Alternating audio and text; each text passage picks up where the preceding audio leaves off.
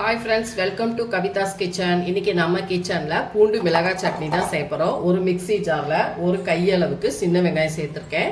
அதே போல் ஒரு கையளவுக்கு வெள்ளை பூண்டு சேர்த்துக்கலாம். காரத்துக்கு ஏற்ப நம்ம மிளகாய் வத்தல் சேர்த்துக்கிறணும். உங்களுக்கு எவ்வளோ காரம் வேணுமோ அந்த அளவுக்கு நீங்கள் சேர்த்துக்கோங்க. அதே போல் ஒரு பெரிய சைஸ் தக்காளி நல்லா எடுத்து வெட்டி வச்சுருக்கேன். அதையும் சேர்த்துட்டு இது கூட உப்பு சேர்த்துட்டு நல்லா ஃபைனாக நம்ம அரைச்சிக்கலாம்.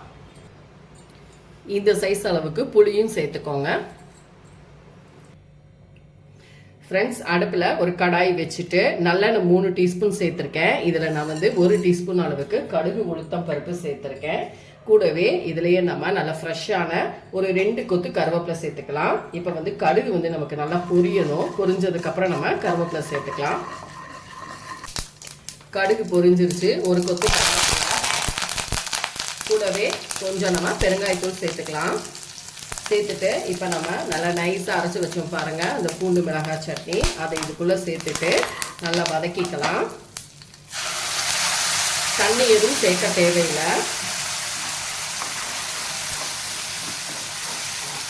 அவ்வளோதான், சூப்பராக நமக்கு பூண்டு மிளகாய் சட்னி ரெடி ஆயிடுச்சு.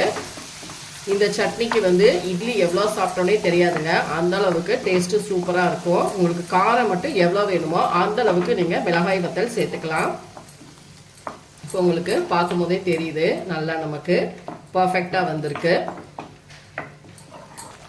ஃப்ரெண்ட்ஸ், நமக்கு சூப்பராக பூண்டு மிளகாய் சட்னி ரெடி ஆயிடுச்சு. நல்லா கெட்டியாயிடுச்சு. தண்ணி நீங்கள் அலசி ஊற்றணும்னா ஊற்றிக்கலாம், நான் ஊற்றிக்கலை.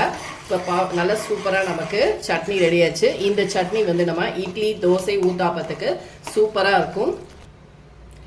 ஃப்ரெண்ட்ஸ், இந்த சட்னியை நீங்கள் நல்லெண்ணெயில் தான் தாளிச்சு விடணும். நல்லா சூப்பராக நமக்கு ஒரு சட்னி ரெடி ஆயிடுச்சு. நல்ல காரசாரமான பூண்டு மிளகாய் சட்னி. கண்டிப்பாக நீங்களும் ட்ரை பண்ணி பாருங்கள். இந்த வீடியோ பிடிச்சிருந்தா லைக் அண்ட் ஷேர் பண்ணுங்கள். மறக்காம கவிதாஸ் கிச்சனுக்கு சப்ஸ்கிரைப் பண்ணிக்கோங்க. ஓகே ஃப்ரெண்ட்ஸ், அடுத்த வீடியோவில் உங்களை சந்திக்கிறேன். தேங்க்யூ.